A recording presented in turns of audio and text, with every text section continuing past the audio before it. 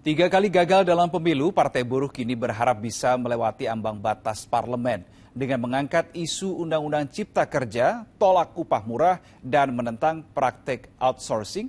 Partai Buruh berharap bisa mendapat 5% suara pemilih dalam pemilu 2024.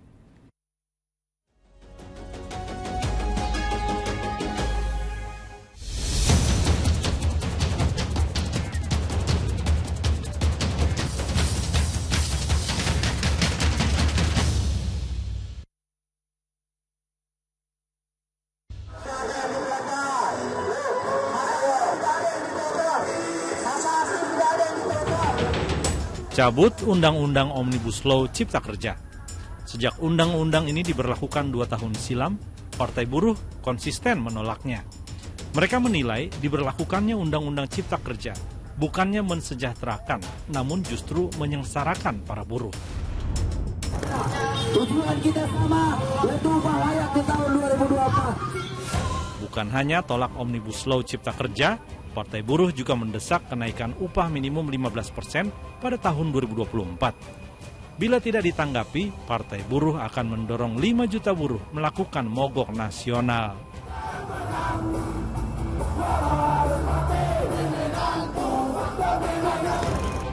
Jika merujuk ke belakang, Partai Buruh bukanlah partai baru.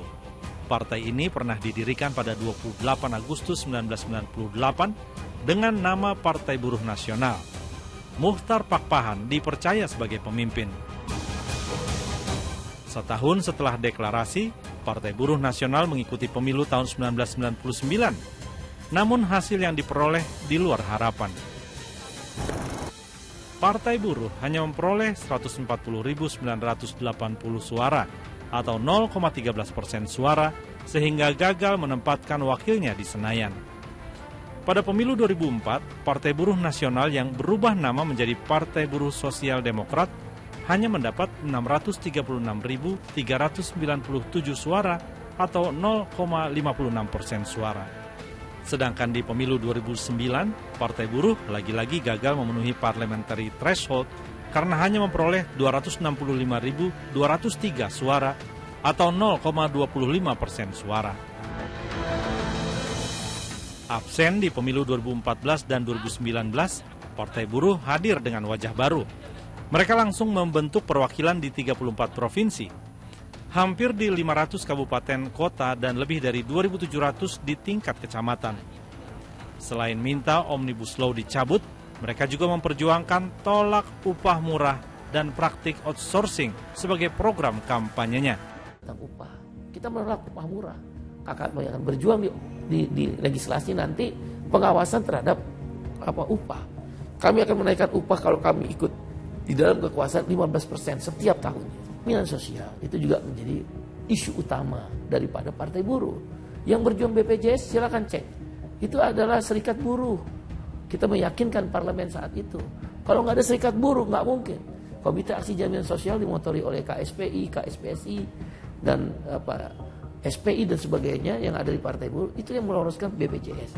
Seluruh rakyat sekarang menikmati itu. Jadi dia segmented issue, hapuskan sistem outsourcing, land reform, tanah untuk petani, perahu untuk rakyat, untuk nelayan. Dengan program yang dicanangkan, Partai Buruh memasang target 4-5% suara atau sekitar 5 hingga 7 juta pemilih. Dengan demikian, mereka bisa menempatkan 15-20 wakilnya di DPR. Ketika masuk dalam kontestasi elektoral, kesulitannya itu kalau terlalu ekstrim dalam arti hanya satu aspirasi, itu akan berat. Karena di Indonesia ini masyarakatnya begitu majemuk. Jadi kalau ada partai yang hanya mentarget satu konstituen atau satu isu, itu dia akan sulit untuk bertahan.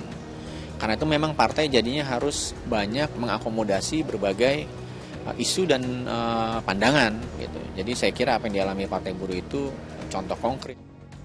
Tidak hanya tingkat pusat, Partai Buruh juga berharap bisa memenangkan 5-10 kepala daerah baik di tingkat provinsi, kota atau kabupaten. Dengan demikian, mereka bisa memperjuangkan asas dan ideologi partai, yakni menciptakan negara sejahtera sesuai dengan sila kedua dan kelima dalam Pancasila. Partai Buruh juga bertekad bisa turut menciptakan banyak lapangan kerja baru untuk para pencari kerja di Indonesia yang jumlahnya terus bertambah dari tahun ke tahun. Tim Liputan 6 SCTV melaporkan.